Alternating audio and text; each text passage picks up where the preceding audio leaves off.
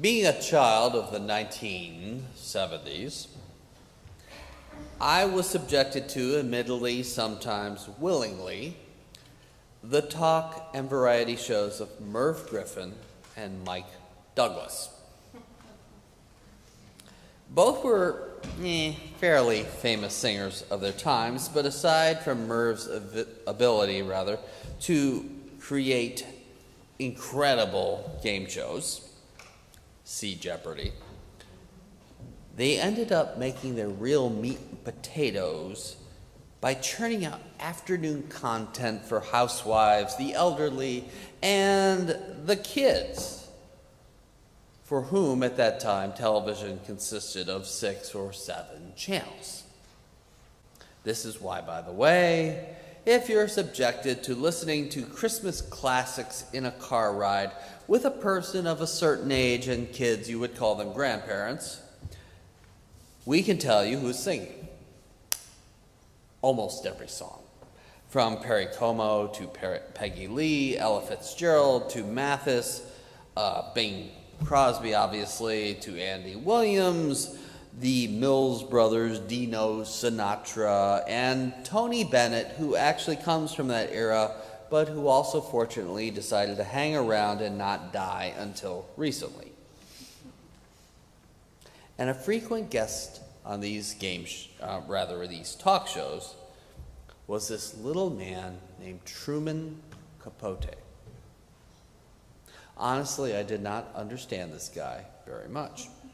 I knew he was funny because people laughed all the time while he talked, and he always seemed to have a lot of funny stories about these beautiful female movie stars who just seemed to dote on him, but I never understood why people called him a genius, which actually, yeah, he was. But I was too young to see him as anything other than this odd little guy who squeaked his answers in Merv Griffin's guest chair. And finally I heard that he wrote plays.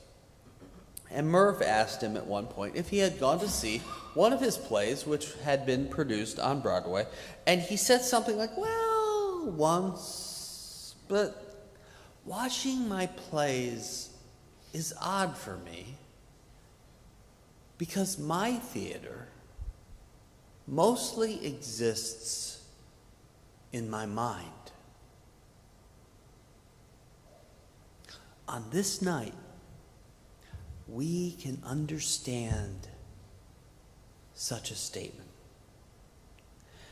As we tell tales of a manger and of a stable, as we listen for the song of angels and watch over the horizon for the arrival of shepherds, we can understand it, for we all have in our minds a picture of the Nativity. And in our minds, as we picture the Nativity, we imagine the child and his mother, usually sitting in a classic pose that frankly is not the way a young woman who has just had a child would choose to sit.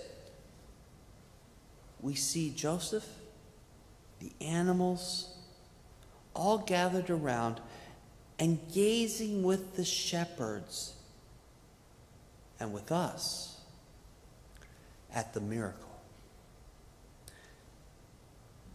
And the miracle is a miracle because God has chosen to be with us. If you ask a kid what is their favorite, Christmas or Easter, they're probably going to tell you Christmas. And it's not just because of presents.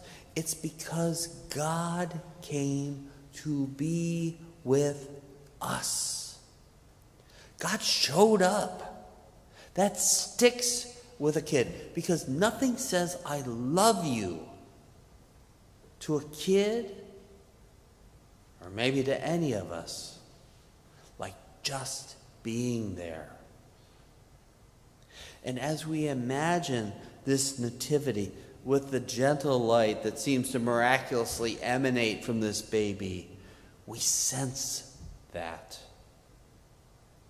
And part of our amazement centers on the fact that in this moment, when we have left our guard down and we have just let God do God's thing, we realize that in God's eyes, we were actually worth it. You, me, for all our faults. Despite the fact that along with the good in us, there is actually darkness we all struggle with at times, that sometimes we only know about. A darkness we humans share.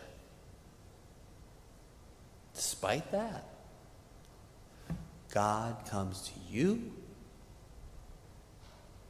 and me. Despite also the fact that even as we believe and give our hearts to this babe, the darkness usually comes along for the ride. It is like the thorn in the flesh that St. Paul could not get rid of, something we have to live with. And yet, here's this baby accepting us like a wonderful counselor, a mighty God, Emmanuel.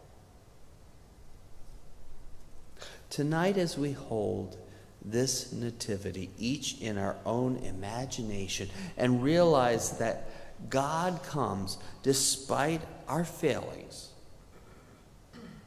we should consider something or someone, or maybe a group of someones. Each of us in human sin has someone we consider lesser. Not quite on the level of importance that we would consider a family or our friends or our neighbors. Someone or a group of someones we look past for whatever reason. Their personality, their appearance, their nationality, or what we perceive to be their sin. And mind you, some of this tendency in us as humans allows us to survive. We are not built to hear the pains and the sufferings of the entire human family in this world. We need to filter some of this out, because if we allow ourselves to totally feel what the cable news stations throw at us every day, we'll explode.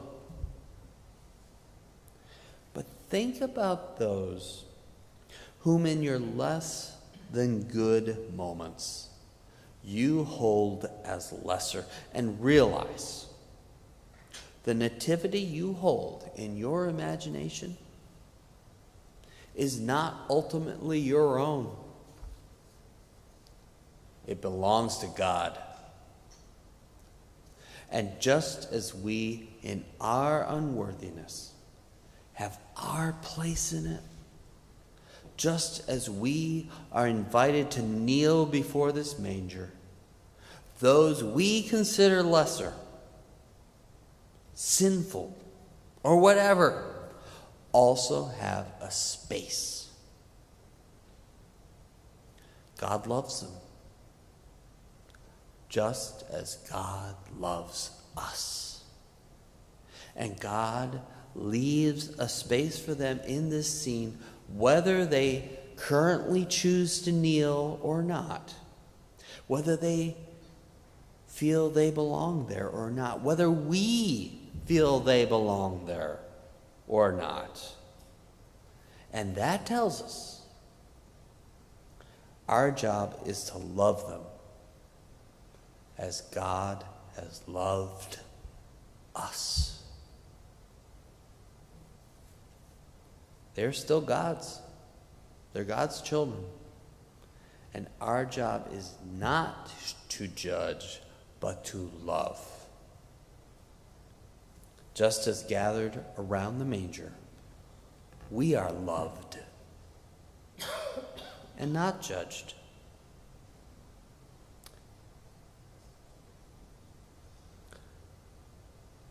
As Christians, we center on this night and on a cross that opens the door to life. But the sad part about that approach is we tend to forget that this babe who comes to us actually did live a life. And that's part of the story. A part we tend to forget in our artwork, in our images, songs, and chats about faith. A part that is actually still as important as the events that bracket the life of Christ. This babe comes to teach us how to live. And frankly, how this babe lived is the only thing we can hope to emulate in his life, even a little. The brackets are all about the power of God. But the life, the choice to love and not judge, the choice to accept as we have been accepted, well, that's something we can, albeit imperfectly, do as well. And when we do it, the power of God is revealed. Remember on this night, as we hold Nativity in our minds, that all have a place at this scene. Remember that love has come for you. And that love, thank God, has come for all of us.